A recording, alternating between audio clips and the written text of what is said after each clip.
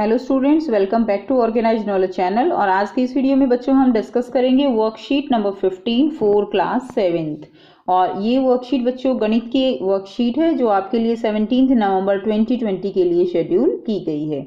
आज की वर्कशीट का टॉपिक है प्रायोगिक ज्यामिति यानी समांतर रेखा की रचना आप कैसे करेंगे। इससे पहले बेटा आपने अलग अलग तरह के कोण उनके बारे में पढ़ा हुआ है। एकांतर अंत्य कोण क्या है, संगत कोण क्या है, शीर्षाभूमिक कोण क्या होते हैं, तो उन्हीं की आपको पुनरावृत्ति करनी है। तो आइए देखिए इसको समझते हैं। रेखा जो है आपको यहाँ पर खाली स्थान दिए गए हैं। रेखा डैश और रेखा डैश एक दूसरे के समांतर हैं। तो यहाँ पर देखिए कौन सी दो रेखा एक दूसरे के समांतर हैं। तो ये रेखा L है, इन रेखाओं के नाम दिए गए हैं। तो रेखा L और ये रेखा है N, ठीक है। तो रेखा L और रेखा N जो है वो एक दूसरे के समांतर हैं। तो आप यहाँ पे लिख देंगे रेखा L और रेखा N एक दूसरे के समांतर हैं। आप इसको साथ साथ कॉपी में लिखते रहिए। क्वेश्चन नंबर 2 दिया गया है आपको। इसी आकृति को देखते हुए आपको ये सारे करने हैं। तो रेखा डैश और रेखा डैश एक दूसरे के लंबवत हैं, ठीक है। तो कौन सी रेखाएं एक दूसरे के लंबवत हैं तो वो आपको बताना है। तो यहाँ से देखिए ये जो रेखा है हमारी, ठीक है, R और ये रेखा है N। तो ये दोनों आपस में कौन सा एंगल बना रही हैं, ये दोनों आपस में यहाँ पर जो है 90 डिग्री का जो है कोण बन रहा है, ठीक है। आप ये भी लिख सकते हैं, आप ये भी लिख सकते हैं। तो आप जो है ये लिख लीजिए कि रेखा जो यहाँ पर S है, ठीक है। तो हम ये वाली लिख रही हैं रेखा S और रेखा N एक दूसरे के क्या है, एक दूसरे के लंबवत हैं। नेक्स्ट देखिए क्वेश्चन नंबर 3। रेखा डैश और रेखा डैश प्रतिच्छेदी रेखाएं हैं। कौन सी रेखाएं हैं जो आपस में एक दूसरे को क्या कर रही हैं, प्रतिच्छेद कर रही हैं। तो देखिए P और Q रेखा एक दूसरे को क्या कर रही हैं, प्रतिच्छेद कर रही हैं। तो थर्ड में आप लिखेंगे रेखा P और रेखा Q जो है वो एक प्रतिच्छेदी रेखाएं हैं। नेक्स्ट देखिए क्वेश्चन नंबर 4। कोण डैश और कोण डैश एकांतर अंत्य कोण युग्म हैं। तो आपको एकांतर अंत्य कोण युग्म बताने हैं। तो कोण डैश और कोण डैश, तो इसमें देखिए कौन से दो कोण हैं। तो यहाँ पर एकांतर अंत्य युग्म जो है वो है कोण 1 और कोण 2, ठीक है। ये दोनों एक तरफ जो कोण होते हैं, देखिए ये वाली रेखा है, इसके एक तरफ ये है, एक तरफ ये है। तो ये एकांतर अंतः कोण युग्म है। तो आप यहाँ पर लिखेंगे कोण 1 और कोण 2 एकांतर अंतः कोण युग्म है। तो बेटा आप ऐसे करके इसको लिख दीजिए, कोण 1 और कोण 2 एकांतर अंतः कोण युग्म है। नेक्स्ट देखिए क्वेश्चन नंबर 5। कोण डैश और कोण डैश संगत कोण युग्म है। तो संगत कोण युग्म जो है आपको बताने हैं।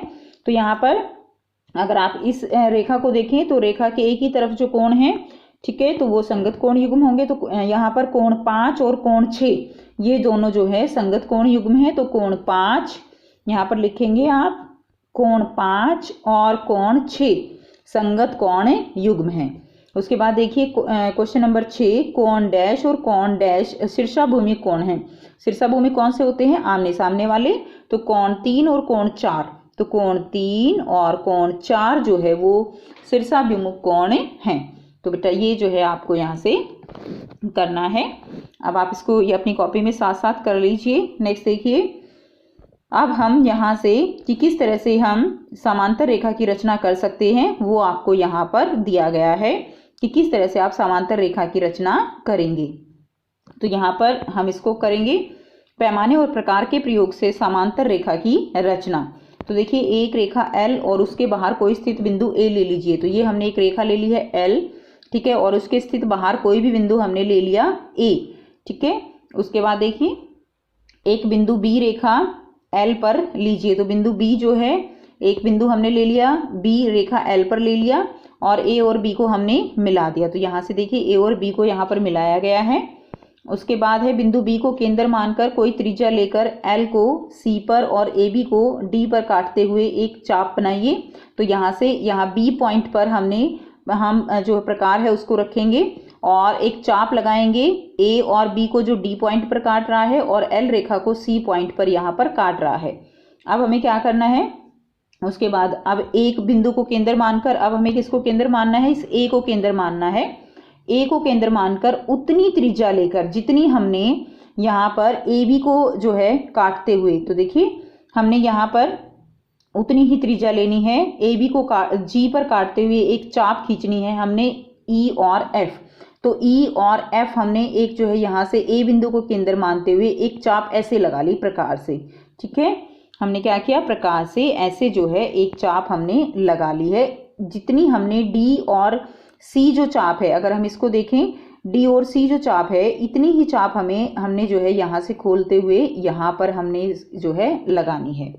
उसके बाद हमने क्या किया, आप डी और सी जितने प्रकार खोलकर जी को केंद्र मानकर एक चाप काटी। जी को केंद्र मानकर हमने यहाँ से जितनी मैंने बताया आपको डी और सी जो जितनी हमने यहाँ पे खोली हुई है उतना ही हम जी से केंद्र मानकर जी और जो ये हमें दिया गया है जी से और यहाँ तक एफ तक, ठीक है, ये हमने यहाँ पर इसको काट लिया।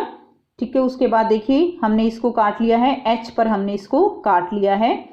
उसके बाद हम क्या करेंगे, अब ए और एच को मिलाकर रेखा एम खींचें। अब ए पॉइंट है और एच जो पॉइंट है इसको ऐसे जो है हम इसके समांतर रेखा हम इसको खींच देंगे, जो कि क्या है, रेखा एम जो है वो यहाँ पर हमने खींच दी है।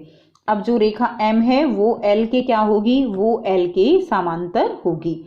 अब यहाँ पर क्योंकि जेड आकार में एकांतर अंत्यकोण बन रहे हैं, सो ये क्या है, ये जो है बराबर हैं। तो ये एकांतर अंत्यकोण यहाँ पर बनाए हैं हमने जेड आकार में। ये देखिए आपने लास्ट वर्कशीट में पढ़ा था, इस तरह जेड आकार में एकांतर अंत्यकोण जो है वो बन रहे हैं, इसीलिए ये दोनों एक दूसरे के समांतर हैं। सोचिए, क्या आप इसी रचना में बराबर एकांतर अंत्यकोण बनाने के स्थान पर संगत कोण बनाए तो क्या वह रचना बना पाएंगे? आओ अभ्यास करें। तो बेटा आपको ये 2 क्वेश्चन दिए गए हैं जो आपको करने हैं, आओ अभ्यास करें। तो पहला जो क्वेश्चन है वो दिया गया है, एक रेखा आपको ए बी खींचनी है और इसके बाहर स्थित कोई बिंदु आपको लेना है सी बिंदु।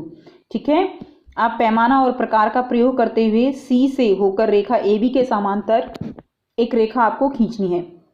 तो जैसे मैंने अभी आपको ये बताया है, सेम इसी तरह आपको ये करना है। तो बेटा आप जो है स्केल और प्रकार का प्रयोग करते हुए आपको ये बनाना है। तो सबसे पहले आप क्या करेंगे, सबसे पहले आप एक रेखा लेंगे, रेखा है ए और बी। ठीक है, तो आप बेटा प्रकार और स्केल से करिएगा। ए और बी रेखा खींचे और इसके स्थित बाहर जो है कोई भी बिंदु, मान लीजिए आपने सी बिंदु यहाँ पर ले लिया है, सी बिंदु जो है आपको यहाँ पर लेना है। उसके बाद क्या करना है, आपको सी बिंदु को यहाँ पर एक जो है किसी भी पॉइंट पे यहाँ पर मिला देना है। मान लीजिए ये पॉइंट हमने ले लिया है डी। ठीक है, ये जो पॉइंट है ये हमने ले लिया डी पॉइंट। अब आपको यहाँ पर क्या करना है, अब आपको अपना प्रकार खोलना है और डी बिंदु पर उसको रखना है और एक चाप जो है आपको यहाँ से यहाँ पर लगा देनी है। ठीक है, एक चाप आप लगाएंगे और इस चाप को आप माप लेंगे कि ये चाप जो है आपकी कितनी है। उतना ही प्रकार खोलकर आपको क्या करना है, इस सी बिंदु पर प्रकार जो है उसकी नोक रखनी है और आपको फिर से जो है यहाँ पर एक चाप जो है वो लगा देनी है। मान लीजिए ये जो पॉइंट आया आपका, ये वाला पॉइंट आपका ई पॉइंट मान लीजिए आ गया है, ये वाला पॉइंट। ठीक है, अब हम क्या करेंगे, प्रकार को हम यहाँ से देखिए, ये वाले यहाँ से लेकर, ये देखिए मैं आपको यहाँ से अलग से कलर से दिखा देती हूँ, इस वाले पॉइंट पे और इस वाले पॉइंट से आप जो है उतना ही प्रकार खोल के ई पॉइंट पर रखिए और प्रकार से यहाँ पर एक चाप जो है ऐसे इसको काट दीजिए। ठीक है, अब यहाँ पर जो ये कटेंगे, अब सी पॉइंट को और ये जो कटा है इसको आप जो है ऐसे बिल्कुल मिला दीजिए। ठीक है, ये यहाँ पे कटेगा तो ये बिल्कुल जो है ऐसे मिला दीजिए। मान लीजिए अब ये रेखा जो है हमारी, ये जो है हमारी जी है और ये हमारी एच है। तो अब जो ये जी एच रेखा बनी है ये ए बी के बिल्कुल समांतर होगी। क्यों होगी, क्योंकि इसमें भी हमारे एकांतर जो ये हैं जेड की शेप में हमारे ये कोण जो है ये बराबर होंगे। ये वाला कोण और ये वाला कोण ये दोनों हमने बराबर बनाए हैं, इसलिए ये जो इसके रेखाएं हैं ये क्या होंगी, ये एक दूसरे के समांतर होंगी। ठीक है, तो इस तरह से बेटे आपको यहाँ पर करना है। नेक्स्ट देखिए क्वेश्चन नंबर 2 है, एक रेखा एल खींचिए। तो एक रेखा हमने खींचनी है एल, तो ये रेखा हमने खींच दी है एल और एल पर स्थित किसी बिंदु पर लंब खींचिए। तो हमें इस रेखा पर लंब खींचना है। तो लंब जो है सभी बच्चों को, आई होप बेटा आपको आता है लंब खींचना, कि हम लंब कैसे खींचते हैं। हम जो है इस पर एक बिंदु जो है, कोई भी बिंदु हम मार्क कर लेते हैं। मान लीजिए ए बिंदु हमने इस पर ले लिया है। अब हम अपना प्रकार खोलकर यहाँ पर पॉइंट यहाँ पर रखेंगे ए बिंदु पर और इस तरह से एक चाप लगा देंगे। ठीक है, उसी तरह उसके बाद हम यहाँ से खोलते हुए यहाँ पर एक चाप लगाएंगे, उसके बाद जो है दूसरी चाप हम यहाँ पर लगाएंगे, ठीक है। उसके बाद यहाँ पर हम प्रकार रखेंगे और एक यहाँ पर लगाएंगे, एक को इस तरह से काट देंगे और ये जो रेखा हम खींचेंगे बच्चों, ये जो है क्या होगी, ये इसके ऊपर लंब होगा। ये कोण हमारा ये 90 डिग्री का कोण होगा। अब हमें क्या करना है, अब इस रेखा पर एक बिंदु हमें x लेना है, 4 सेंटीमीटर की दूरी पर हो। यहाँ इस पॉइंट पर हमें एक बिंदु लेना है, मान लीजिए x बिंदु हमने यहाँ पर ले लिया है। अब हमें क्या करना है, अब हमें इस x को जो है यहाँ पर प्रकार रखना है x बिंदु पर और यहाँ पर प्रकार रख के इस तरह हमने एक चाप जो है यहाँ पर लगा देनी है, ठीक है। अब आपको क्या करना है, ये चाप आप लगाने के बाद क्या करेंगे, इस वाले पॉइंट को देखिए यहाँ से यहाँ पर प्रकार रख के, ठीक है। मान लीजिए ये जो पॉइंट है हमारा, ये पॉइंट हमारा B है, B, और मान लीजिए ये जो पॉइंट है इस लंब पर, ये जो पॉइंट है ये पॉइंट हमारा C है। B और C को आप जो है अच्छे से माप लीजिए और उतना ही प्रकार खोलकर यहाँ पर मान लीजिए ये हमारा पॉइंट जो है D पॉइंट है, तो D पॉइंट पर रखेंगे प्रकार और इतना ही जितना C और B जो चाप लगी हुई है इतनी ही चाप खोलकर, प्रकार खोलकर D पॉइंट से रखते हुए आपको यहाँ पे काट देना है, ठीक है। अब देखिए क्या होगा, अब ये जहाँ पर कटी है आप उस पर सीधा स्केल से ऐसे लाइन जो है वो लगा दीजिए।